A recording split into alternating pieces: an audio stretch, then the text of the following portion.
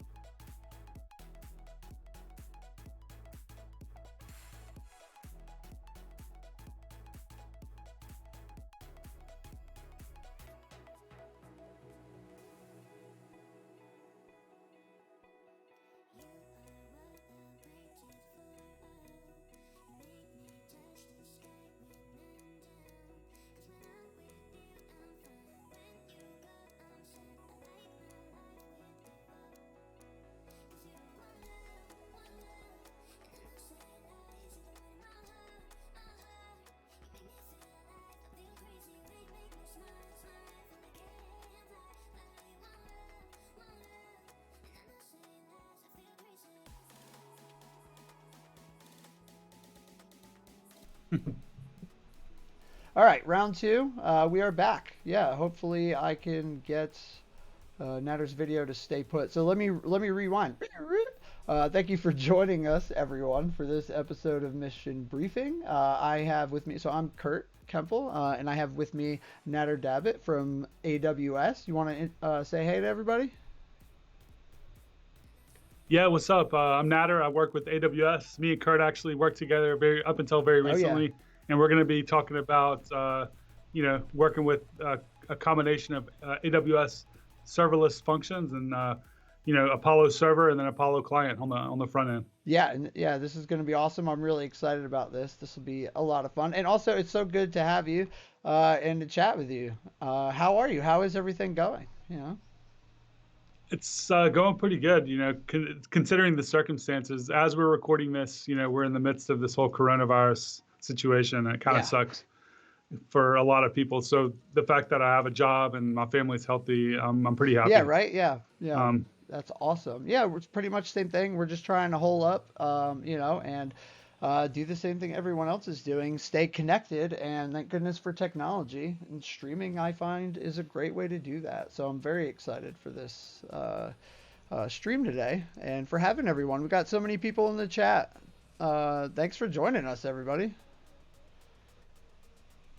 Yeah, so I yeah, I'm checking that Yeah, out. yeah, yeah. Take a look. Yeah, so I guess to talk a little bit more about what we're going to do, we're going to get a serverless GraphQL API spun up in serverless functions, and we're going to use that. We're going to use Amplify to do that. Is that pretty much the gist of it? Yeah, it's pretty much the gist of it. Depending on how much time we have, I kind of want to go even further than that, and maybe even like my idea would be just to kind of just show how it works and do something really basic with a hard coded like GraphQL Yep, schema with some resolvers that just return some hard for coded sure. data.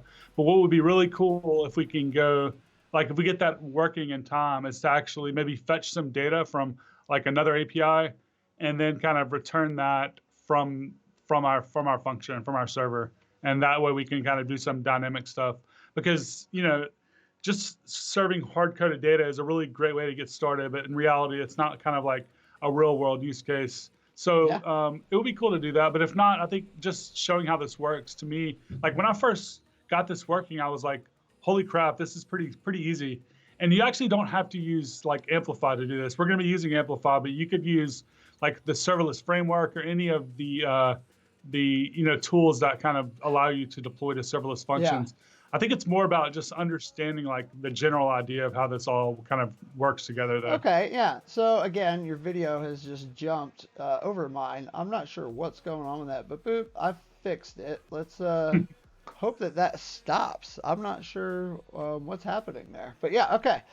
Which thinks I'm like VIP. Yeah, it is Skype. It's Skype NDI for sure, but I've never I had it mean, with jump Skype. before. And also, yeah, I hope we can live up to your expectations, Yanni. Please don't leave us. Yeah, it is frustrating. Oh, it happens to you too. This is my first time experiencing it. It is frustrating. That is 100% accurate. But yeah, we'll see. We'll take it as we go. If you see it jump, like let's just make this a thing. You know, every time Nader's video changes size, I don't know. You have to do something. Spam emotes. Yeah. Yeah. So Yanni's in the chat. He did take time out of his busy schedule of sleeping, smoking Yeah. weed, and Yeah. getting drunk, and then taking a Yes. nap. So I really appreciate you joining, Yanni. Yes, we are much appreciative. Yeah, and on the flip side to that, Sean, yeah, the circle avatars. So you can add filters to sources in OBS, and one of them is an image mask. So I'm using this much like a Photoshop mask or like Premiere Pro, something like that. But yeah, hit me up. I'll show you how to do it. Actually, I might even have a video on this. If I do, I'll link it. But yeah, okay. So I would say let's dive into this. I know it is fancy. Yeah, I'm a fancy person. No problem. Yeah. All right. So yeah, let's do this. So I have AWS installed, but I didn't even run configure. This is a new laptop, so I don't even think I have that configured. But I'm also logged into the console, so I think I'm like, what's my next step? Let's get this ball rolling. All right, let's create a React app, Okay. I guess, and then install All like right. some dependencies. I love it.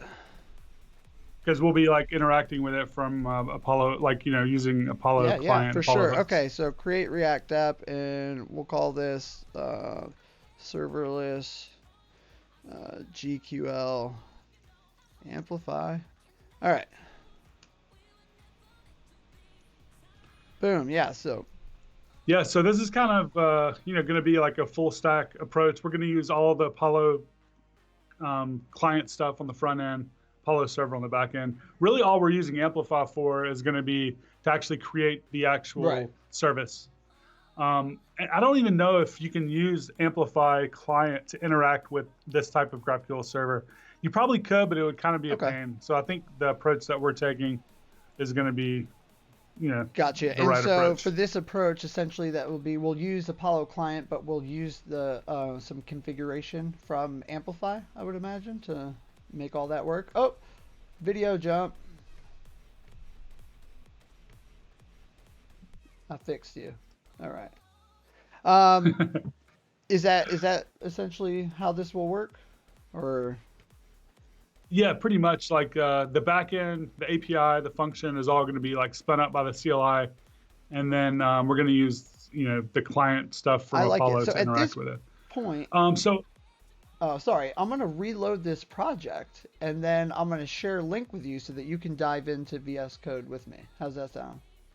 All right, let's do that. Oh, dope. Okay, so, cool. because I need to open this folder. Oh, wait, so I can just say, let's see if this will work. Code. Oh, it made a new window. That's fine. We can work with this. So I'm going to use a fancy plugin called div for Alfred, and I use that to like resize the windows. Boop. And then I can just come on over here. Oh, no, you don't want to go? There we go. All right. But now I want to close that other window. Let's do that. So like using VS Code Live Share, can you actually run terminal commands and stuff, or is it just kind of writing? You can run terminal commands. So I'm going to share a terminal with you, and then give you access to the whole project, and I'm going to set myself to follow you. Oh man, there goes your video again. I guess this is just going to be like a whole thing, huh? Okay, I see how it is. All right, so let's do this. So I go here and I start a collaboration session. Let me blow this up a little bit. Boop. For the folks at home. All right, so I've got it. So now I'm going to find Skype, wherever that is. There you are. and I'm going to chat this to you. Cool. So in theory, you should only have to click on that. Got it? Yeah. All right. I just clicked on it. Let's see what happens.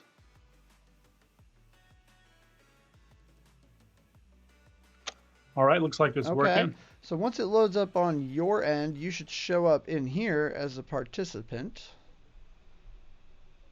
And once that happens, we're good to go. Okay, cool. And where are you? Where are you? I'm gonna have to. It says loading file tree. Oh, okay. So it still looks like it's loading on my end.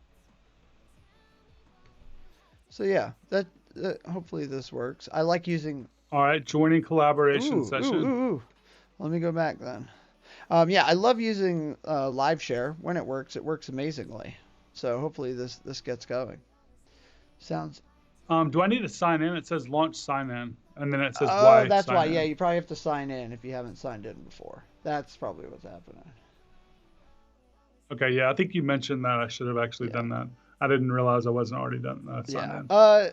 Okay, cool. I am signed in. Yeah, Sean, I guess, I mean, it does sound a little insecure, but I mean, you give like permissions over what can be run and what can't. But yeah, it is 100% remote code execution. Yeah. Yeah, please don't erase my computer. Okay. For some reason, it like opened my downloads. All right. folder. So but I'm you signed in? Okay, so then let's do this. Let's I'm going to reshare it. Like I'm going to redo it. And then that hacker man. Yeah, that should boom, stop collaboration, because now that you're signed in. All right, let's try this. One more time. Cat pics. Yeah, someone send cat pics.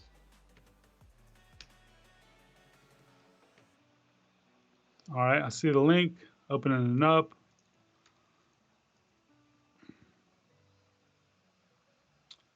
Okay.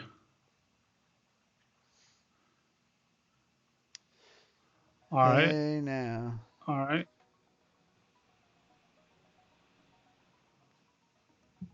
Oh, you have joined my collaboration. Okay. So now I'm going to share a read-write terminal with you as well. So you should have access to that. And I'm going to follow you. Oh, you don't have any files open. But if you open up a file, I can then follow you. All right, cool. So I have opened up a couple files. I have the terminal open. Cool. There we go. Yeah, and I'm following you. Okay. So we are set. Okay, cool. This is neat. It's fancy, huh? Oh, you fancy, huh? Yeah. So so to open the terminal on my end, what do I need to do? You should just be able to open the terminal. Maybe under live share, there should be like a terminal thing, shared terminal. Okay. Let's see. Or maybe just open the terminal in the project. Okay. And is this in, do I need to, well, yeah, I'm opening it up. It looks like, okay, I think I'm in there now. I think I opened the share terminal. Cool. Try typing. We can test it. If you type like hello. Yay, LS. Boom. There we go. Okay, cool. You are in. Dun, dun, dun, dun. So now I think what we want to do is install a couple of client-side dependencies real quick. So what we're going to need is Apollo Boost, Apollo React Hooks, and GraphQL. Okay. It would help if I like add them. So we want Apollo Boost, Apollo Client. Yeah. Just Apollo Boost and Apollo React Hooks. So like add Apollo React Hooks. Okay, that's it. And I think it's at Apollo React Hooks. React Hooks. It is. Yeah. Thanks. Yeah, and then GraphQL. Oh yeah. Good old GraphQL. Cool. All right. Boom. And I can share. And that's kind of it on the front end. Like as far as the dependencies are concerned, we need to write a couple of lines of code after we create the backend, just to kind of like interact with it. But as far as the dependencies, we're good to go. Yeah. So what we want to do now is like we need two things, right? We need the actual serverless function, and we need an HTTP endpoint that will invoke that function and kind of give us all of those different methods like get, post, delete, all of Yeah, these things. So like we could do that like with either a big single video. command with Amplify, like to add the API and the function, or we can kind of create them separately. But to do that, I think we first need, I guess, initialize a new Amplify project. And you said that you haven't initialized AWS profile on this I computer have yet. not. So if I run Amplify init, it should have me go through configuration, right? I So believe so. is that what you want me to do? Amplify init? Yeah, Yeah. yeah, let's do that. YOLO. Scanning for plugins. Yeah, and yeah, I haven't configured Amplify on this computer yet, so this will be good. Enter a name for the project. I'll take it. Serverless GraphQL Amplify. Name for the environment. We'll do dev. Visual Studio Code, JavaScript, React. The source code is source. Wait, did I not hit enter? Oh, I did. Okay. Build. Yep, that's all right. That's okay. Yeah, it's cool. I love how it just like knows what you need. Yeah, credentials cannot be found. Set up new user. Yes, please. Okay, so it should have opened in the console. So you said you're already signed into the Yep, console, so I'm right? just jumping over to Chrome. Oh, it might have opened in this other window. It did. All right, so let's just go put it over here. And I'm going to get rid of this window. Okay, so let's jump back. All right, and so now press enter, right? Yeah, yeah. It should now take you to the IAM console after Okay, this, after you choose your and region. yeah, this is the one I want. This is my region. AWS Amplify Create App. I think we have a question from Mateo 2181. And it is the same Yeah, let to me check create app command. I didn't know there was an Amplify Create App. Oh, So oh, we have an npx command now. So it's npx create amplify app, which is basically kind of a new command that we created, we made available that is mainly for use with data store, which is kind of for people that want to use the new data store API without using possibly AWS as a backend okay, provider. So you basically are given this project with the data store API configured, and it kind of works with your local storage or ASIC storage if you're on React Native to kind of give you this offline app. But we still recommend, I think, for new apps that you're going to be using stuff like any other services to use just got amplifying it. it. Okay, cool. All right, so yeah, so I'm gonna call it Amplify CLI. Whoa. And so now it opens up for me. It's got the username. It's already got the proper permissions, so I don't have to do anything. It already sets up the right that. I don't need any tags. And I'm just going to create the user. Boom. Oh, right. But this I do have to do, right? Do I need to do this? Yeah, you need that access key ID for your terminal and then your secret access key That's as well. right. So you could just like copy and paste both of Yeah, yeah. those. And as long as I don't click show, it should be good, right? I'm not That's a positive good about that, but point. So let's do this. yeah, I would Yeah, probably yeah. do that. Hang on, bear with me one sec. So we can shoot this over here. Boop. Because they've already got my key ID, but I don't think that matters. Don't use my Yeah, no, the key yeah ID key ID doesn't doesn't matter. matter. All right, so let's go back to VS Code. So press enter to continue. So here I can do this. Boop. But this part, but even when I paste it in, it doesn't show it. But just in case, Okay, yeah, yeah. If you can paste it in, then yeah, that's I'm good. pretty sure I can. But you know what? Just And then after this, just delete that yeah, key anyway. I'm going Maybe to. after But just this. to be safe, watch this. Boop. Goodbye. Ha! It would have shown it. not that we have any like trolls on No, this not at all. chat, because all these people are like Yeah. amazing. But like what I've been seeing with all this Zoom stuff makes me kind of wonder like what the hell is going on. Like people like bombing kids like chats and Yeah. stuff for school, and um, like I've read about church like services getting bombed with like porn and crazy stuff. It's like these It is craziness. craziness. And this is going up on YouTube and everything else afterwards as well. So, oh, you got Zoom bombed? Oh my goodness. It hasn't happened to me yet. Thank goodness. Oh no. So Yeah, me either. yeah, thank God. Yeah, that's cool. As long as it's just people popping in, you know, nothing crazy. But yeah, okay. So I named the profile Amplify CLI, so I'm choosing that for the project now. So we should be good on that front. Cool. So like what we just did here, like with that whole step of going into the AWS console, like you just have to do that like really once when you're working with Amplify to set up that initial user. And then from then on, it's kind of like living on your machine. And it's in this like .aws profile at the root of your directory. You can actually probably like ls, like, root/.aws and kind of see that there if you're interested in that. Like if you're watching. Yeah, for sure. Yeah, this is just to configure like a programmatic user so Amplify CLI can act on your behalf from here into the future.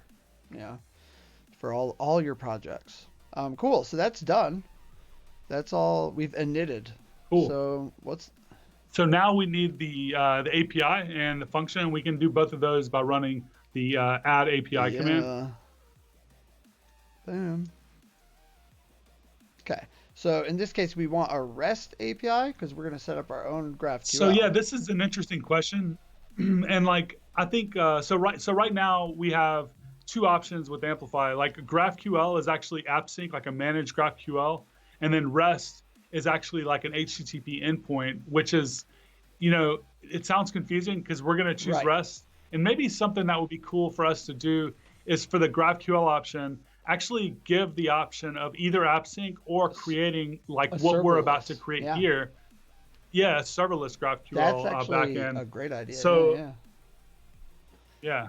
But we're going to choose REST because we actually want an HTTP endpoint /GraphQL. That's going to like be the entry point.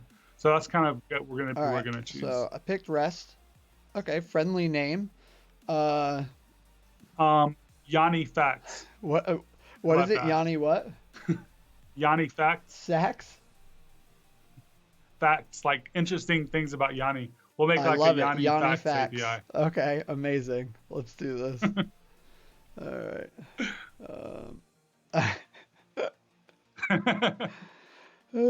Okay. But is that yeah, okay. Yeah, I heard Yanni Fat. This will just be kind of the label, like for the API. Boom. So we're done. And kind of the name, like, I mean, I guess we could have called this something more like GraphQL API. Yeah, this is great. For this. Yeah. Yeah. Okay. All right. So yeah, /GraphQL is the path that we want. Yeah. Oh, did I? Oh, there we go. Yeah, and so we want to create a new Lambda function because we don't have any, but if we had created one already with Amplify, we could pick that if we wanted to. Is that okay? Right. Boom. So provide a friendly name for your resource. Yanni. Maybe like Apollo server. Oh yeah, Yanni Facts. I was gonna say Yanni Facts function. Yeah, it doesn't really matter. Well, that sounds good. Yeah. I think that works. Let's do it. That goes along with our API name, so that makes sense. And so then this will be, I think it could be the same for the label and the function name, right? That's fine? Okay. Right. So one is the actual like function that's going to be in your account. The other one is like a local reference to it. Got it. Which one being which? So the Lambda function name is going to be the one that's going to be in your account. So like if you needed some specific name to be there, you could kind of specify it. And now this is the new part, right? This is the new right here, being able to do this? Yeah, we just added runtimes that are like before we only supported Node.js, and we just added Go, Java, Python, and .NET for all of the people watching that are Java and .NET developers, which I know there's probably like not that many, but if you are, there are a lot of people in those ecosystems. Yeah. So. Nice. Okay. Cool. So then, yeah, we'll pick Node.js. Boop. And in this case, we want probably just hello world. Yeah, hello world is going to be fun. These are just boilerplates that kind of start you off with certain things. It might be cool to actually have a GraphQL option here also, Yeah.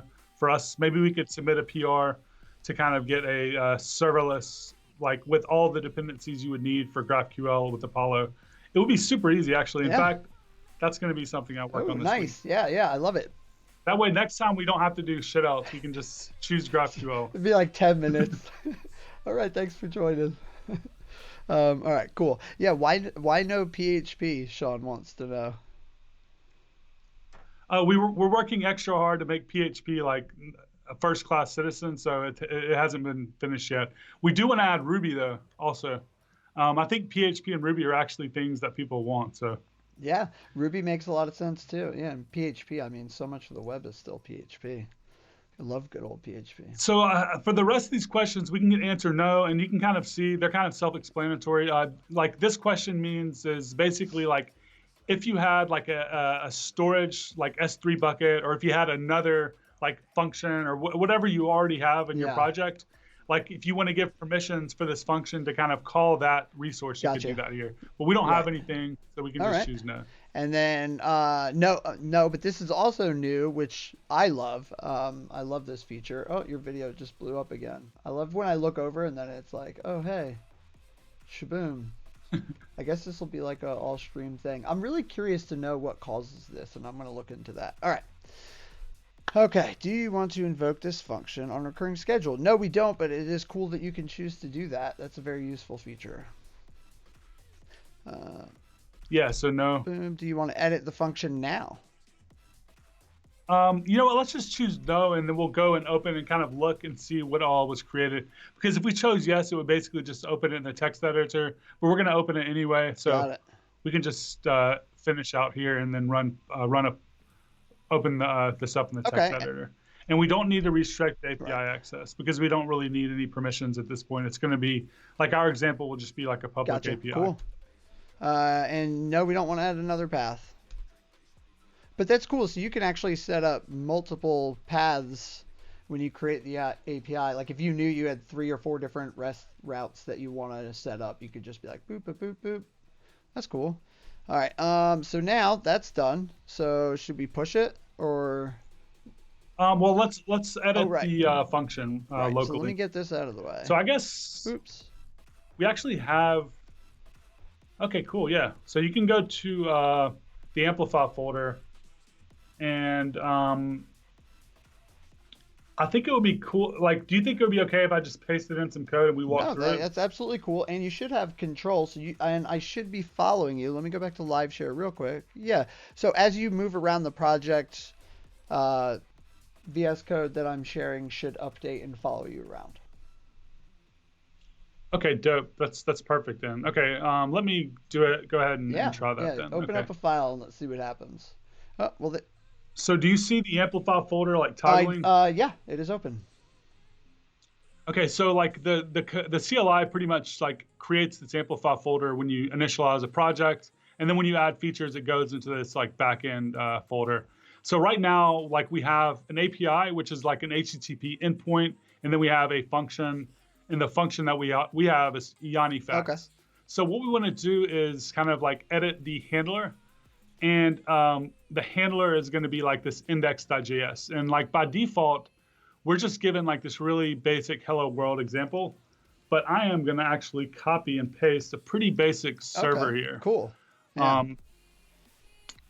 And we're going to walk through this real quick. So like we have Apollo server and GQL, which is that helper that kind of allows you to kind of transform strings into AST, right? Is that kind of what GQL does? It like basically, puts it through like the AST, parses it into like a request, right? With the proper. I think so. Setup. Okay, so we like import those two things, but like what's really interesting is like where are we getting this stuff from? Is this apollo-server-lambda package is actually like so damn nice. Like the first time I use it, it just worked. Like, and it has a lot of like 10,000 stars or something. And I was like blown away that this thing is out there and it works so Yeah. well because, a lot of times you try stuff and it kind of sucks, right? Like, but this thing is really like really Yeah. solid. So this is like a really great package, and that's kind of what we're using. It kind of just allows you to kind of have all of your the things that you would expect to be in a GraphQL server integrated with API gateway and Lambda automatically. And there's a lot of stuff that kind of goes on under the hood with these event and context objects that kind of get passed in, as arguments, and it kind of takes those and allows you to pass those into your resolvers when you initialize the server. So we'll kind of walk through love that. it.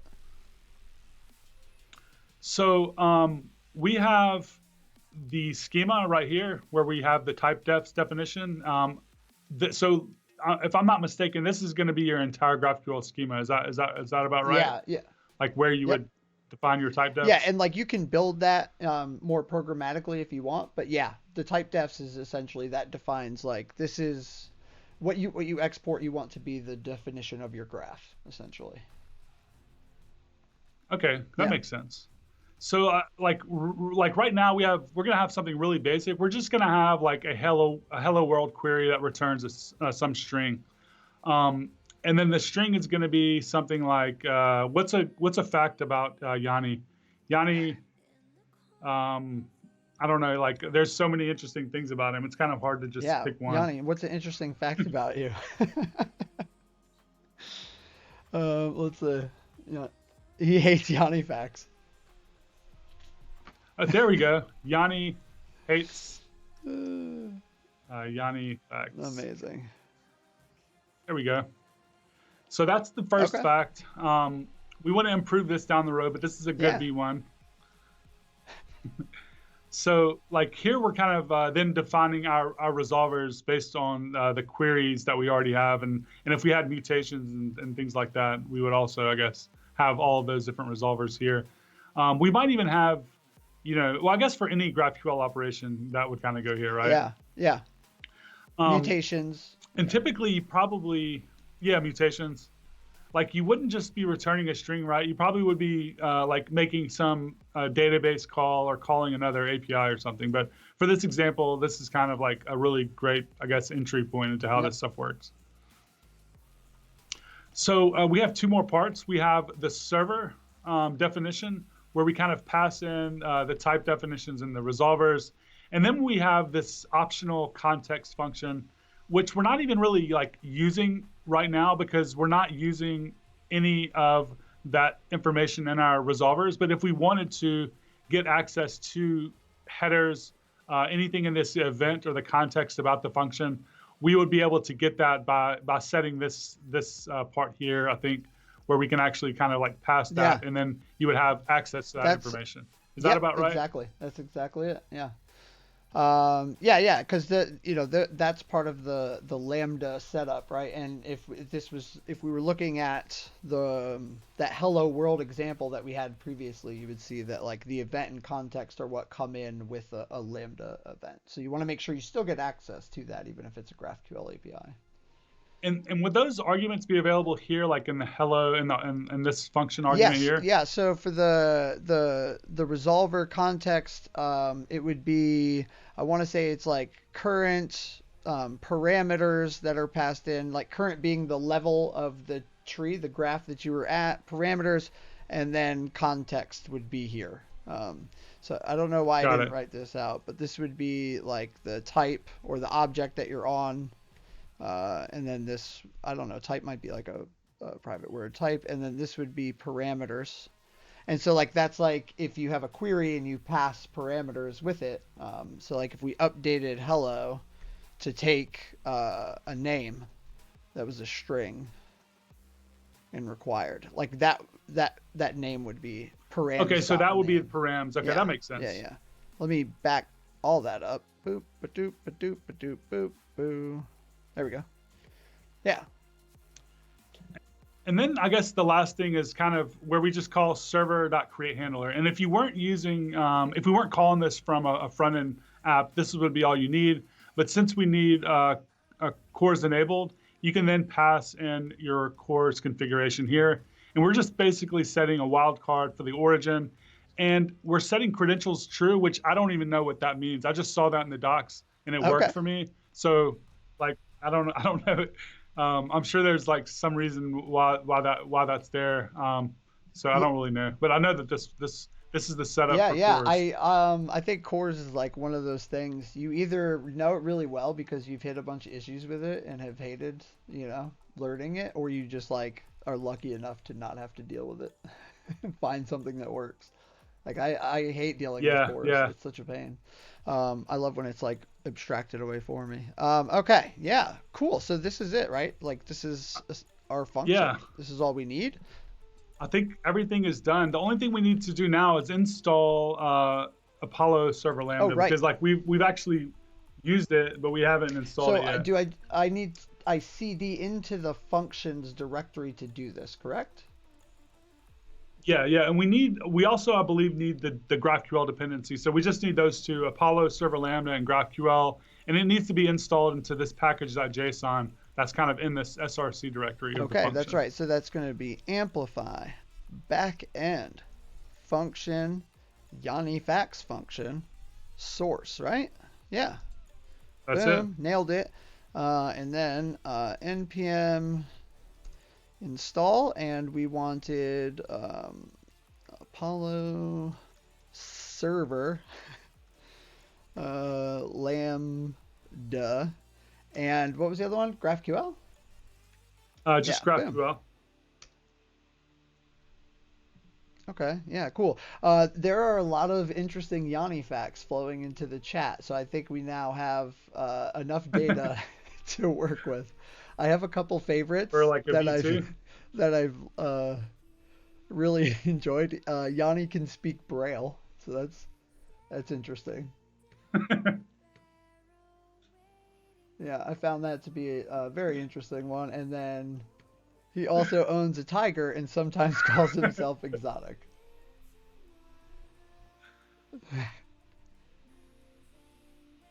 These are great. Yeah, this is funny. Okay. Um,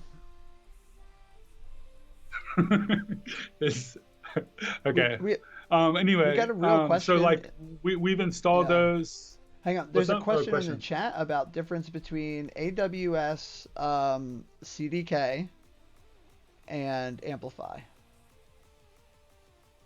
Um, so CDK is like true infrastructure as code that you would write yourself that kind of gives you really more, I would say, more flexibility in your infrastructure than Amplify does at the moment. Because with CDK, you actually have access to all of AWS, right? Or at least everything that CDK supports. Okay. Whereas like Amplify, we only have a predefined feature set. So it's kind of like, but with CDK, you do have to actually understand kind of like how everything works a little more. Like with CDK, you actually have to understand what the different service names are, what the configurations are, those sorts of things. Whereas I think with Amplify CLI, it's a little higher level where we actually just ask you these broad questions like, do you like, oh, you want a function? Like, what's the function name? And then we actually write that more low level configuration for you, like as infrastructure as code as well. But the infrastructure as code that Amplify writes is more like a JSON or a YAML, whereas CDK is actually a programming language like TypeScript or Python. So it's kind of like they both do similar things, but they're both for similar use cases. But I would say CDK would probably give you more flexibility than Amplify, but Amplify is probably a better developer experience. For someone new to Got it. AWS Yeah. especially. Okay. Cool. Awesome. So while you were explaining that, npm install finished, and I've cd'd us back up to the root directory. Okay, so at this point, we have two things we need to do. We want to deploy this back end and we want to update our front end. So like, let's run Amplify push. And then while that's deploying, we'll start writing some Okay, client-side that code. makes a lot of sense. Amplify push.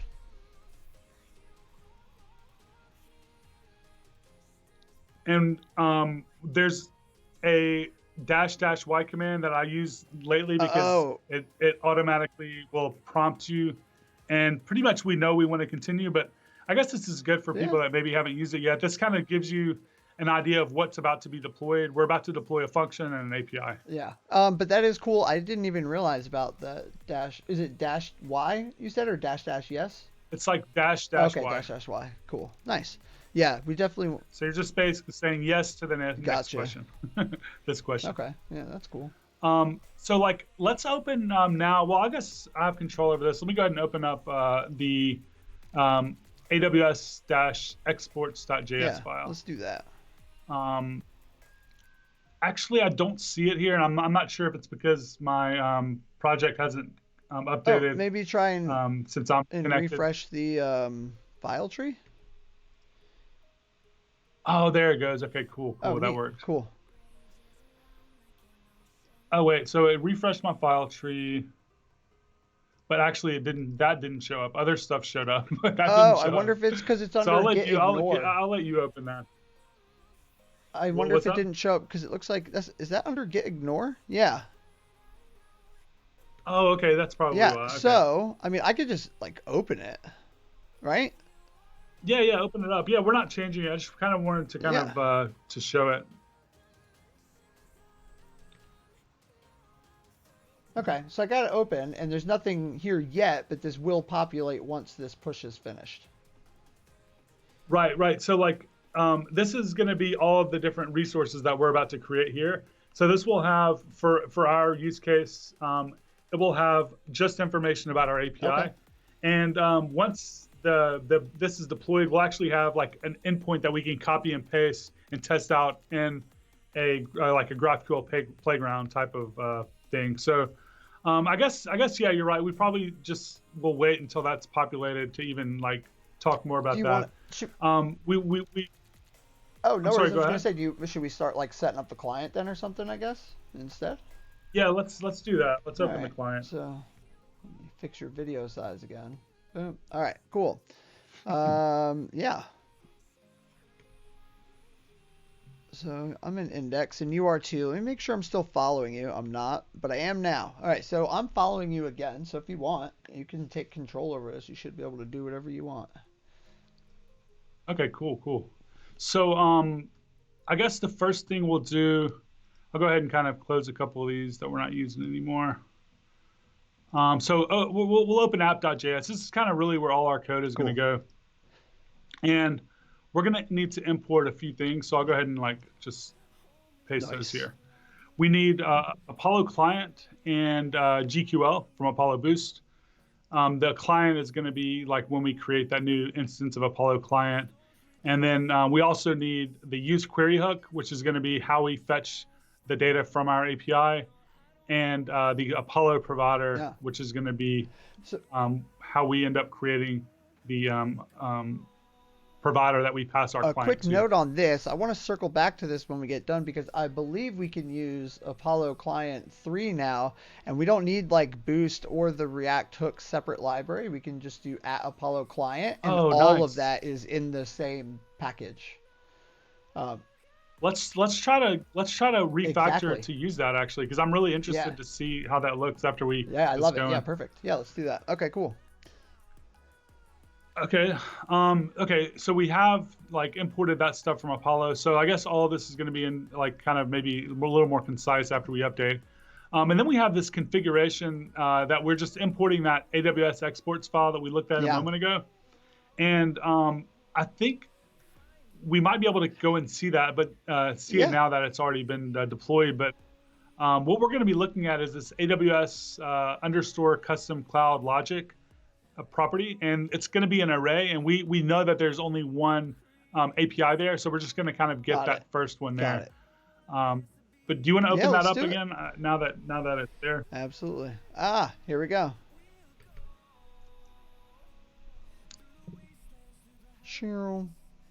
Okay, cool.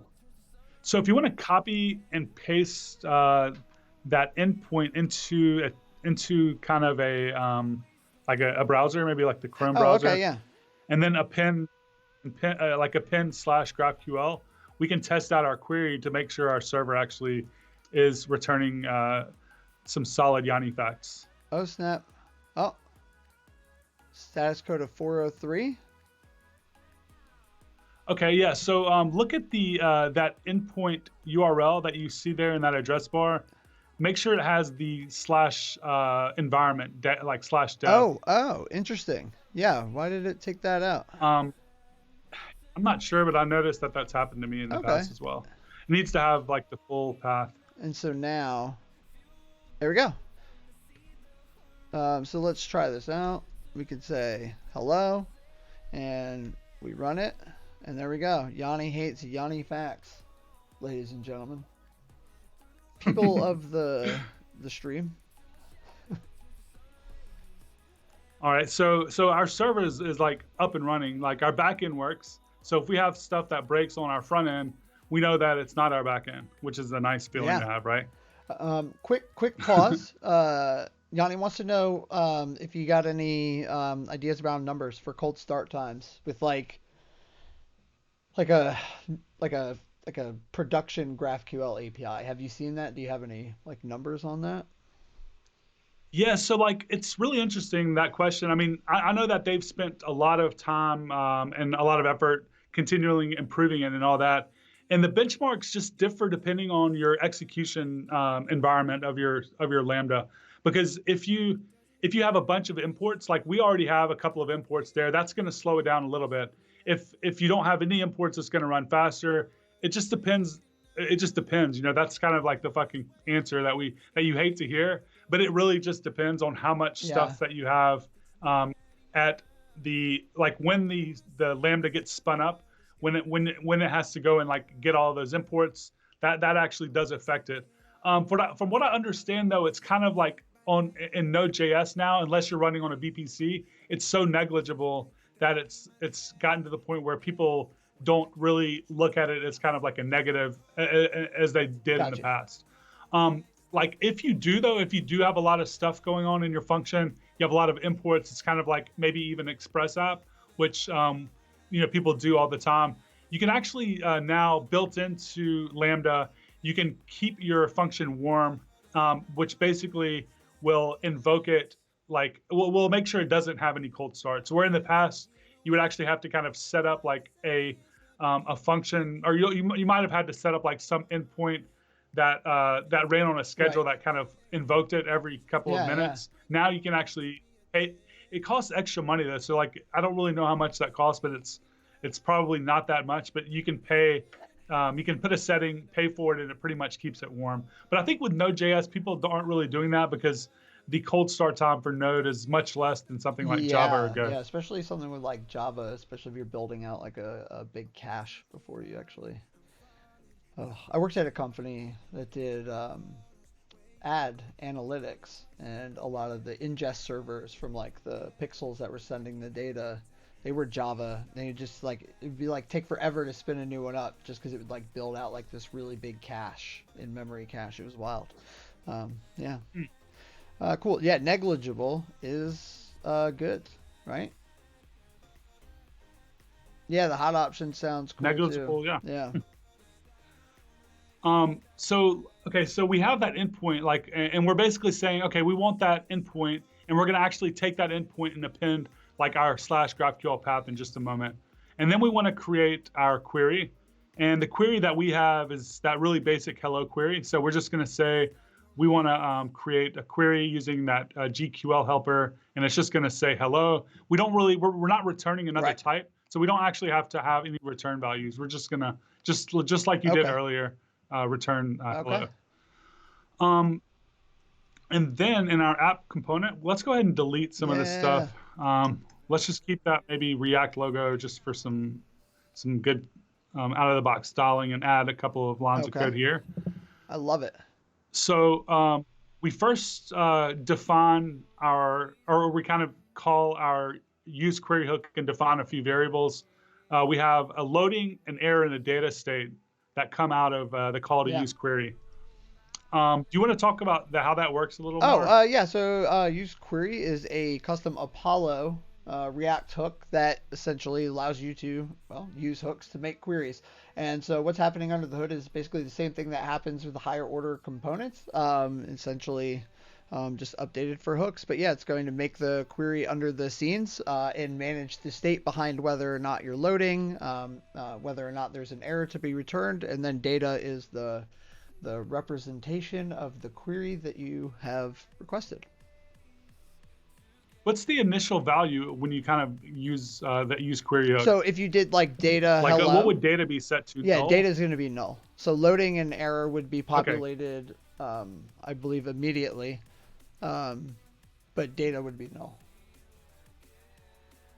Okay, Yeah. cool. So we do that, and then we have this data that we're going to be using in our app to display the Yanni fact, and we can just display that in an H1. So I'm using the data that's being returned, and then we're going to be getting the hello property.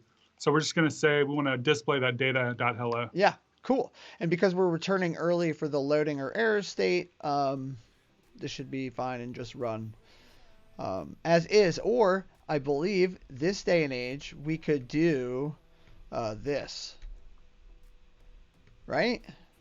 What would we get here? Null, undefined, nothing? What did you change? I'm sorry. Oh, okay, Optional cool, chaining. cool. Yeah. I haven't used that yet, but that's awesome. Let's do Yeah, it. I don't know what will happen. I mean, we'll never get to this spot. We would have to like comment these out. Oh, that's right, because we're using that loading Should we try state. it? Just see what it does. So if you want to comment that loading out, that's yeah. cool. Well, we'll keep the error just in case. All right. Okay, cool, Yeah. cool. All right. Okay, so I guess the last thing we need to do Start it. is so we don't want our default export to be the app anymore. Instead, we want to create this app with provider. Right. And before we do that, I'm sorry, I did not mean to interrupt. I'm like no, going you're off. No, right now. Yeah, I forgot to scroll. I just want to make sure I didn't miss it. It wasn't off screen. Oh, okay, got it. Okay, so the things that we've added, we added this call to initialize a new instance of Apollo client. We're setting that in a variable called client, and then the URI is basically that endpoint that we tried out earlier, and then we just append the /GraphQL path to it. And then boom, then we're ready to go. So my question was, does that endpoint have dev in it? Would we need the dev in there? Is that? It does already. Like in the exports, we automatically will append the environment's name to the. That way, if you have a multiple environments, you can kind of have like a testing endpoint and so on. Cool, and then you don't have to like change it in app. It's just part of the config. It's abstracted away. Very nice. Cool. Yeah, pretty much. All right. And I think we should be able to test this thing out.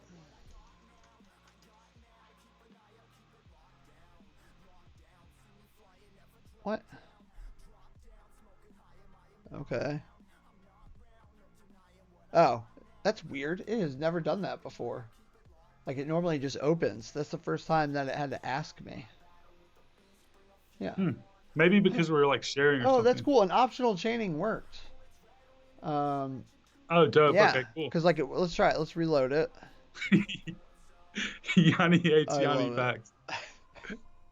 But yeah, it worked. So there was nothing there, and then it just popped in, and we didn't handle the loading statement. So, turns out this works. Very cool. Cool. All right. Cool. Yeah, loading is assigned a value but never used. All right, but let's what's next? What do you want to do next? So how much more time do we have? I believe I have like basically infinite time as far as in like the rest of the day. Let me confirm that.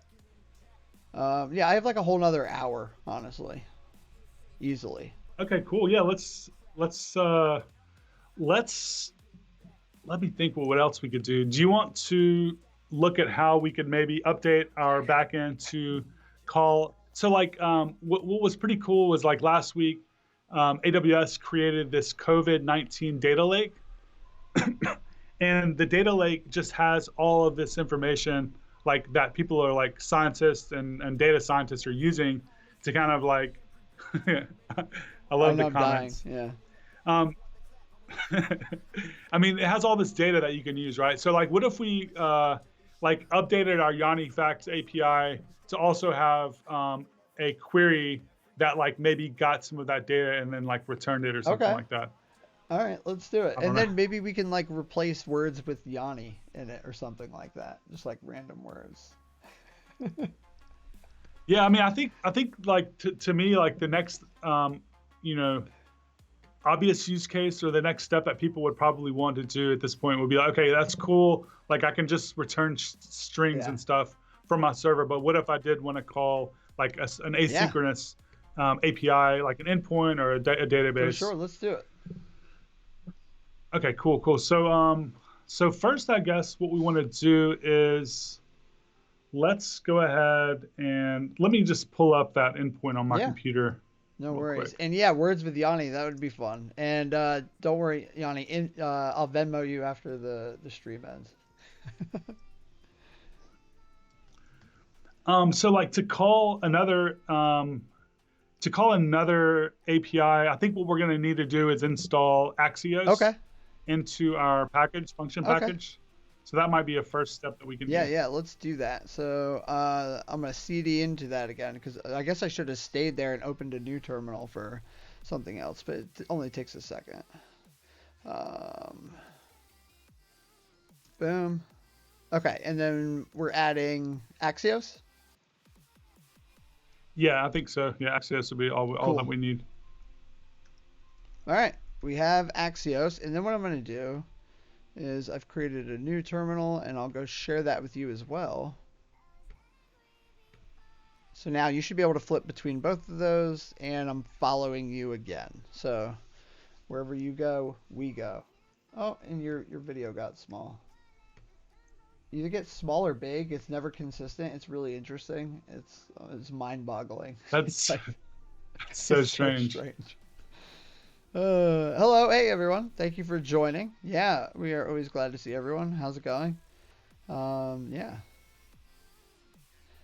Maybe I'm not following you. Which file? Oh, that's right. You're looking at the API right now, right? Oh, I'm not looking at any of those files right now. I was pulling up the COVID-19 um, The API, right? URL. Yeah, the Okay, API cool. URL. And also, when you get it, So I'm just kind of um, drop the yeah, link yeah. in the chat too, if you don't mind. Okay. Yeah, let me do that. So here is let me link to the blog where you can kind of get the link because the link actually.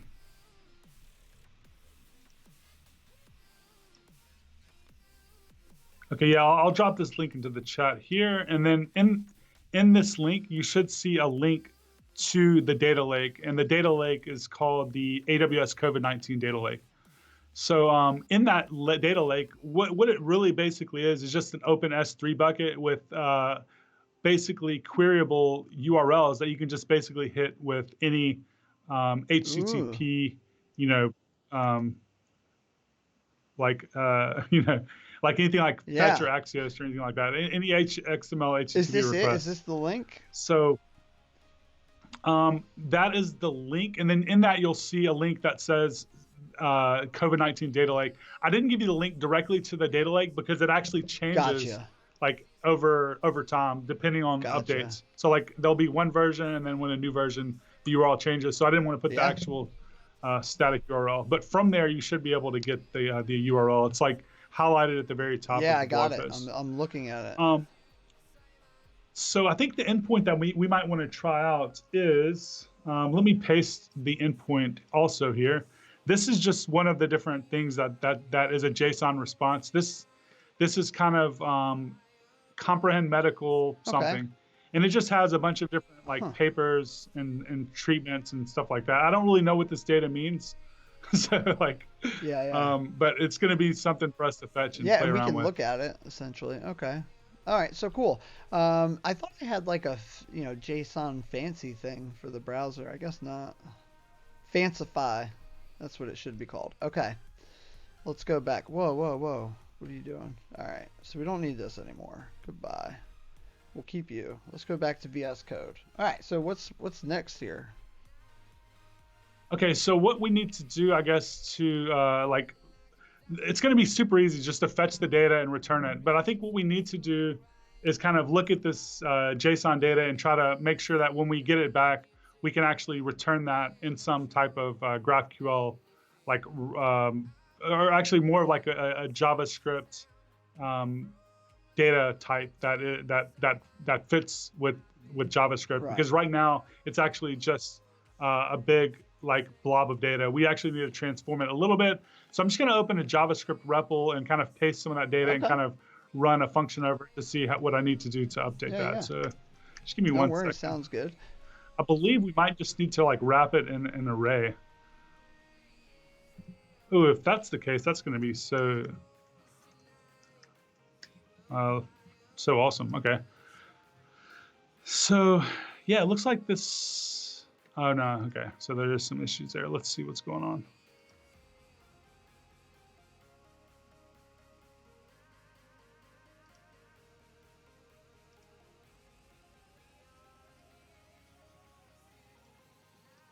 All right. Fun fact, turns out the new Apollo blog just launched. Other fun fact, Amplify just got new docs too, right? They did, and they have, and we still have some updates that we're still making, so we haven't kind of done the official announcement. We've done a soft launch. Oops, I'm about to play videos, but yeah, it was just I was diving into them. They look fantastic. It's very cool. I love it. So yeah, soft launch, but they're there. They're there, and I found them, and I was looking at them.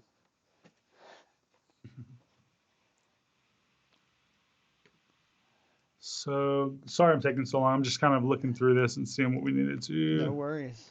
Okay, so it looks like we can split the data like on a new line. It just gives it back to you like rows of data, like a big old string. Yeah, something like that.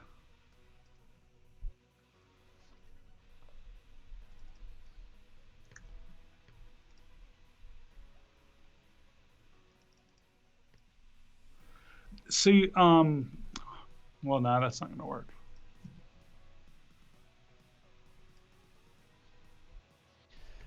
So here, why don't we do this? While you are massaging that data, I'm gonna start. I'll add like a query for this. You think I'll just add like a new query? Yeah, a query, and then maybe have like a GraphQL type that has the same structure as this data. Yeah. So it would be like paper underscore ID and all that stuff. All right. So let's see. Dun, dun, dun, dun. So we'll call this COVID data.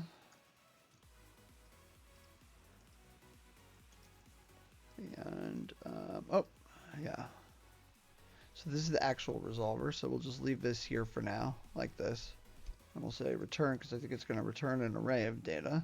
But for our type, we'll come here, and we'll say COVID data, which will return an array of, I guess the field and the thing could have the same name. They're papers, right? It's like, yeah, I think so, something like that.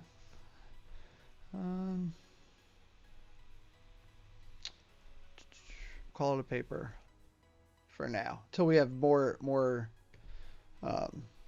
information to go off of. That'll work. So on this type, we'll have something that is an ID.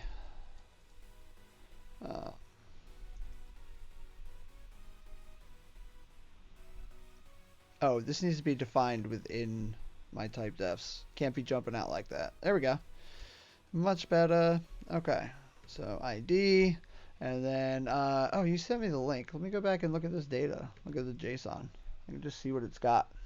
Yeah, okay, paper ID. DX name, test name, system organ site, generic name, treatment name, and date. Okay, yeah, so we've got a lot of fields. Wow, some are like lowercase, um, and then what is this, snake cased? But then like this one is, what is it when it's uppercase? They're like all different. Yeah. Yeah. Okay. So do we just want to do a direct pass through, or are we gonna like update it to have better names on the other side?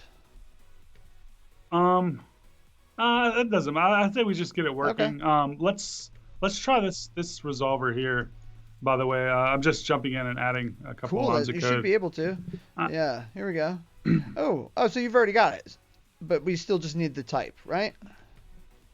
Cool. right. Yeah, I mean, I'm not sure if that's going to work, but that's my It first stab should, at and it. as a matter of fact, even if I just define paper ID, this should work. It doesn't matter if extra data comes back. Yeah. We just need one field is fine. Yeah, we just want to get it Exactly. working. Okay, so that should take care of our type for paper, and then COVID data is an array. Are we returning an array? Do you know? Yep. Cool. All Yeah, right, it'll be an array. we'll send it. So let's take a look at like what's going on there. We're basically like fetching that URL. That data is basically we're gonna then it's not separated at the moment by any delimiter, so it's kind of like from what I can tell based on my you know playing around with that data by just splitting it at the Okay. new line, we're gonna then be able to kind of like get it into the right shape, and then we want to call a JSON.parse on each of those items, and then that map will hopefully return the right Got array, it. and then we can should work. I mean, I don't know. When I say it should work, I really mean there's like a 10% chance of it Nice. working. I'll take it. Yeah. All right. So, the next thing that we need to do is push this. Yeah, Yeah. amplify Okay. push, So let's run that. and then we're gonna see what's going on, and we can actually test this out in that graphical editor. I mean, in the graphical playground if we have for Yeah, employees. for sure. So, oh, I forgot to do dash dash yes. It's not a habit yet.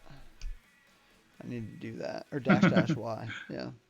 Okay, so let's see. So let's, well, we'll make sure that I guess it builds. But it should be good. And then boom. Because it shouldn't error. All right. Let's get rid of this. Oh, Oh, was there an no, there was error? not an error. I said there was no error. Sorry. Okay, got it, I got it. do have a JSON viewer, but it didn't do it because of oversize. For more information, highlight anyway. No, I won't do that. We got a question. Will this work with Amplify mock? Okay, so what are we doing right here? Yeah, if we actually put the right parameters in the event.json and run amplify mock Oh, right. function locally, it should work. But I don't really have those off the top of my head. Those that event.json. You could probably go to you could probably Google for an API gateway event and just copy and paste that, and then curl that from the command line with the right GraphQL parameters. So yeah, you could. It should work Yeah. though. Yeah. Yeah. So he makes a good point. Like, why don't we just test this locally? I don't know. Like, it probably takes around the same time for us to figure out that Yeah. event and the what that curl command would look like, or we could test it out in the graphical editor, which is kind Yeah, of fun yeah, to me. exactly. And yeah, I think it's just like a matter of convenience, especially for right now. But you absolutely can test it locally, and there's no reason not to if you want to. Yeah. All right, cool. So let's see. That's done. That push. So let's go to graphical. So we reload. And we check out the docs, and here we go. So we've got COVID data with paper. It returns paper ID. So let's see if we can run this. Paper ID. Let's get the docs out of the way. Errors. Oh, Axios. It's not defined. I thought I installed that. Oh, Oh we never required shit! it. Forgot We never about that. required it. Oh, I actually have a soundboard, but I don't have it set up right now. Man, that was a perfect opportunity for that. All right, let's jump back here. Yeah, right. We never installed it. We installed it. Sorry, We yeah, we never never required it, right? required it. Okay. Yeah. Okay, so there we go. So we'll push it again. Ba-ba-da-ba. This is why you test locally. Exactly. He's right. He's not Not at wrong. all. Or she, whoever this That's is. Sean. Yeah, you're not wrong. Oh,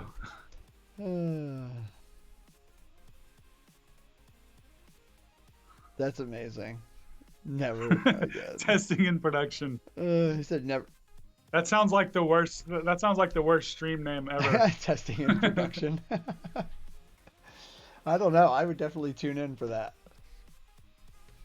You're right. That would actually probably be really entertaining for us. Not for whoever's on it. Not for anyone streaming. Oh man. Okay, so this is updating, but the schema was there. Schema was all set up. That was working. Yeah, that's amazing. Deploy and see if it works. Yeah. That's kind of what we're about to do, I think. If this data structure doesn't work, let's switch it out for something that is already formatted JSON. Okay. I like it. Yeah, sounds good. Who cares? Yeah. Like the call itself is cool. It's cool to see how that works, but I think, people would get the point of that by now, and we could just dump in some data and like boom, return it. But yeah, resolvers, I like to always say that they're kind of like they serve the same function almost as like a REST API endpoint resolver. That's a good point. Yeah, it does a very, very equivalent job. It's like the entry route into the API. It could have some parameters depending on what it is that they're after, and the code could almost be copied over in most cases, like, in a lot of ways from an endpoint into some GraphQL resolvers. But yeah. All right, so it's deployed. Let's see if it works. Okay, so let's go back. Boom. Let's reload. And let's run it. Hey, that's progress. Well, we have an not error? yet. Right now we just got a spinny. But did we make it like async? Did we await the code? No, but I've noticed that some of these calls to these COVID-19 Oh, that's a good point. API endpoints take a hot second. That's a good point. But it shouldn't be spinning that long. Let's jump back to VS Code and see if there was an issue. Oh well, that would be on the back end, not here. But yeah, we're awaiting this. Yep. It's a massive, pretty massive data set, but I still don't think it should take that long. Let's go back. Oh, internal server error. Let me try again. One more time. Oh man, your video. What is with this? I gotta figure this out. Like, I'm gonna Google right after this. It's so frustrating. I think it has to do with like either when I switch window focus or you do. It's like changing like the Skype size of the window, and that's. Oh, okay. Maybe I'll try not to jump windows. Well, I mean, but then that's kind of like, how do you share and collaborate? Like, if you can't move around on your computer, that's kind of meh, I gotta figure it out. I'll figure it out. One way. I'll figure it out. All right. What are we doing? Oh yeah, internal server error. So it ran again, internal server error. So what do you want to do here? So I guess let's debug the error message, and then, but let's not even try to deal with it after that. We'll just plug in some static data. But like, if we want to actually see the error message from Lambda, we can actually run Amplify console and go directly to the console and look at that function. Let's do that. So I'm going to clear this, Amplify console, and then function API. Yeah, I believe function, or you can just run Amplify console and then navigate to the function. Either way. Amplify console. Boom. Oh, I see. and then the categories, because I can just go there from here. Okay, very cool. So let's go to the functions. Yanni fun fact functions dev. All right, so I'm here. I'm looking at the logs. It doesn't look like we have And any an error. error messages or I wonder anything if like we hit the that. default timeout. Man, if that's the case, then that's a really long, a long running request. I mean, I wonder if I can't imagine why it would take that long. I mean, I've actually curled, and I've pinged. Well, it looks like ping. Yeah, like when I curl that request, it comes back within less than a second. Okay. Timeout 25 seconds. It timed out. Yeah, Yeah, that's the settings. Are we returning? Maybe are we even returning like the proper way? Oh, I don't know if we are. Hang on, I don't know. Let's go look. Like I don't know. I mean, I think we are, but I just want to make well, sure. it's a resolver. Yeah, we made it async. Yeah, it's whatever you return. So in this case. Yeah, it looks like we're doing it right. So maybe I don't know. Do you want to just hard code like an array or something just to kind make of sure? Yeah. We can do that.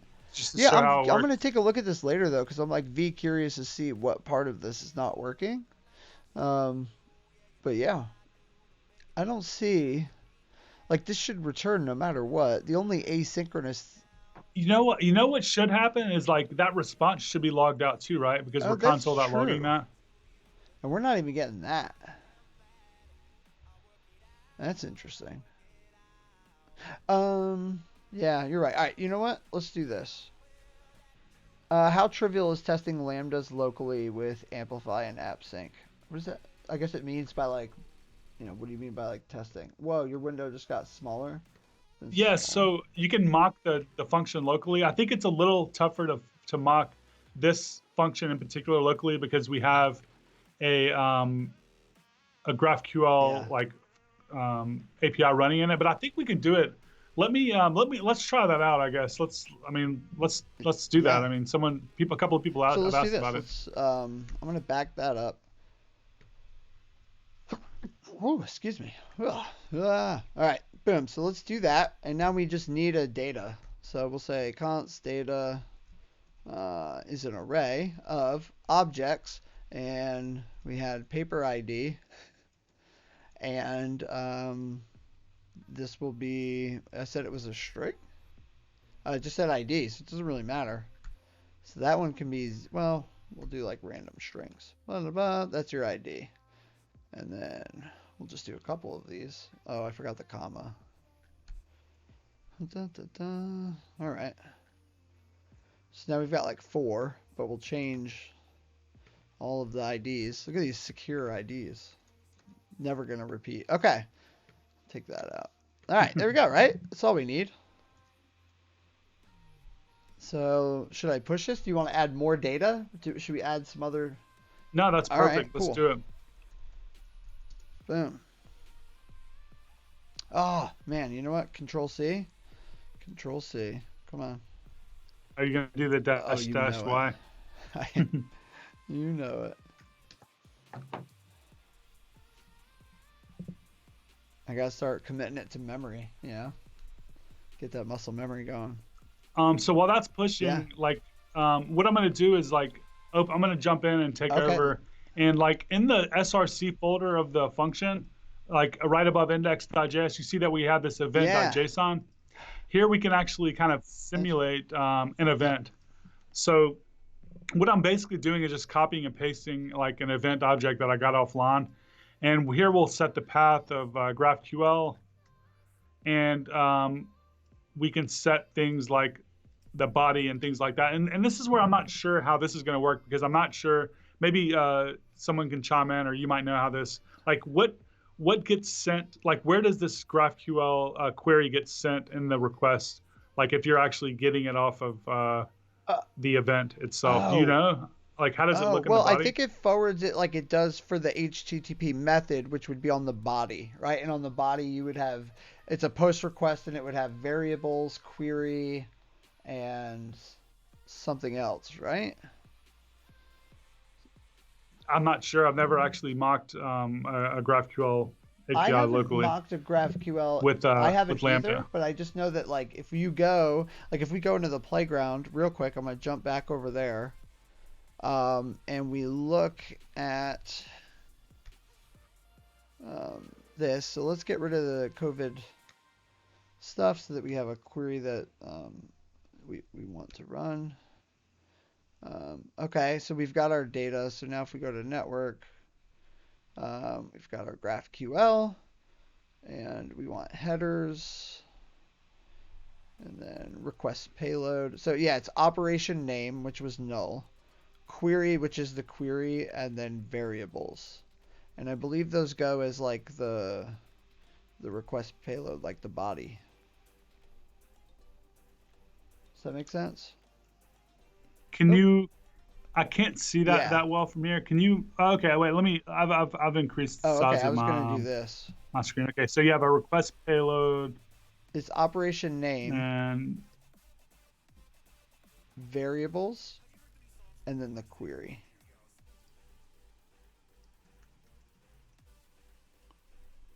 is that in the body? Yeah, I think that would be in the body, and maybe we can even look in the function itself. So if we go to GitHub, isn't that Apollo GraphQL that has Apollo server-lambda? Right. Yeah. Right? No. No? It's somewhere I in thought it there. was. It's probably in a different package, but what package? Apollo server?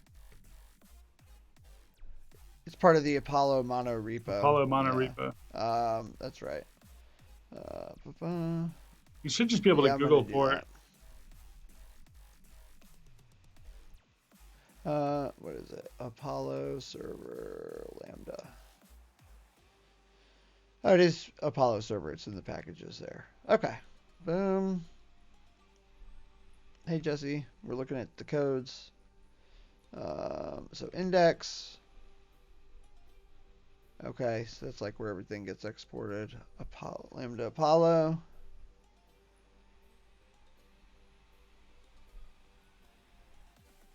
Event, context, oops, callback. All right, so,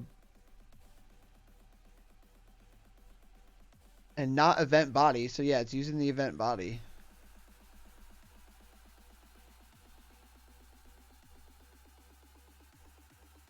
Yeah, it is sending the query as the event body. JSON parsing the event body. Boom. And also, thanks for the link, Yanni. You got there faster than me. Yeah.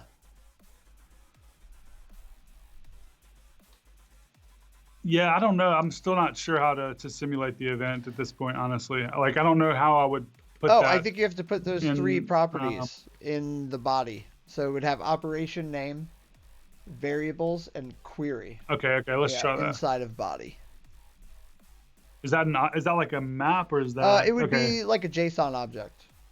So you could do like JSON stringify around an object. Should work. Oh, but this is JSON. So yeah, it would just be a JSON object. Okay, so it's operation name. Yep. And I guess this needs to be. Yeah, JSON I think it will update when I save it. If you don't want to do that, should. Okay, cool. Operation name. Null. I think it was null in this case. And then query would be like the query that we're actually trying to run, the string query. Hello? Yeah, but I think you'd have to have just the curly braces around it. Yeah. Yep. Like that? And then variables would be an empty object. I'm not sure if it has to be defined, but I think it's always there. So, yeah. I think that would work. Okay.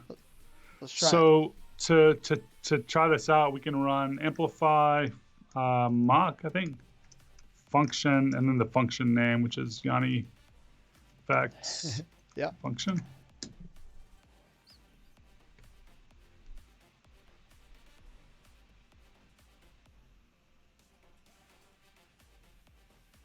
Oh, okay, yeah, so that's just source event JSON, result null. So I don't think it worked. Yep. All right. Well, that's about as far as I want to take that, unless you want to Okay. dig more into that. Now let's just test out the new update we made and just see if that new Oh yeah. COVID-19 like static that data we just hard Yeah, coded yeah. Oh yeah. works. So we'll do that just in Playground. And then after that, I was thinking maybe we could just console log that again, or so, or update the query in the app. Because if we have time, I would like to show you real quick the updates to Apollo Client and how you do it with version 3. Yeah, let's take a Yeah, look yeah. at that So let's next. just get paper ID. Let's run this. Boom. So that works.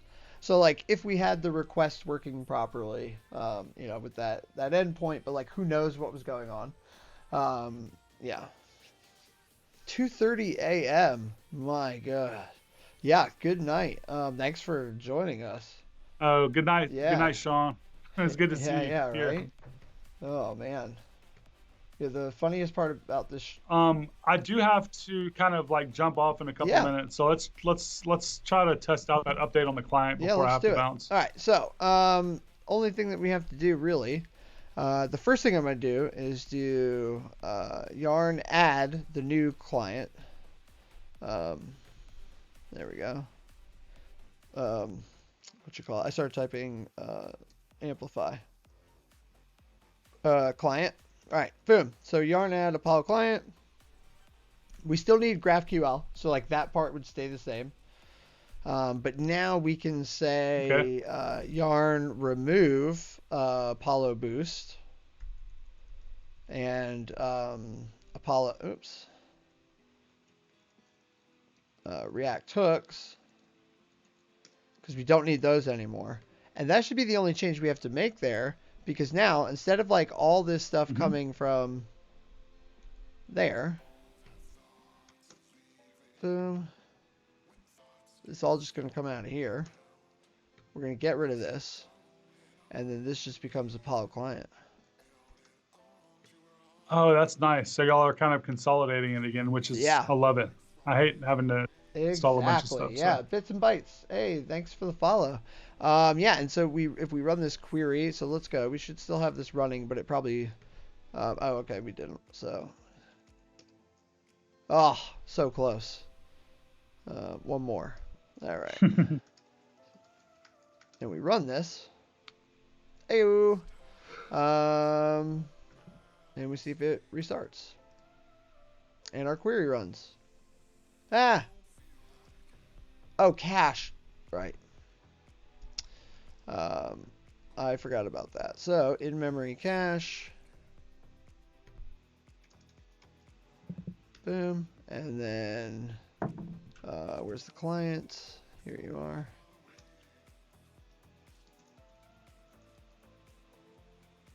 All right. Cool. Let's try that again. Jump over here. Oh, I guess it's running. Yep, there we go. Boom. Nice, right? nice. Quick, It's easy, awesome. I'm gonna start using painless. that from Yeah, now yeah, on. absolutely. You should definitely use it. I mean, it's still technically in beta, but very stable. And the more people using it, the better. Yeah.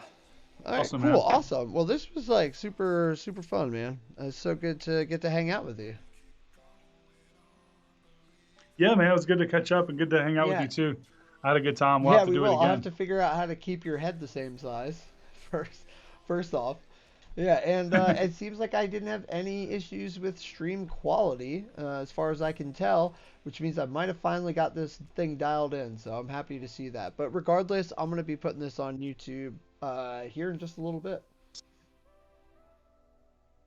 Awesome, awesome. Looking forward to sharing that. Yeah, cool, awesome. So thank you for joining us, anyone. Nader, is there anything else that you want to impart on everyone else? You got anything else coming up? No, not really. Just follow me at Dabit3 on Twitter if you want to kind of see some of the stuff I'm Yep. working on. I do a lot of this type of stuff, videos and tutorials and Yeah. stuff. Love And to if you connect look in there. the panels, if you're on Twitch right now, you look in the panels, there's one for the current streamers, and there's a link to Nader's profile on Twitter right there. So hit him up.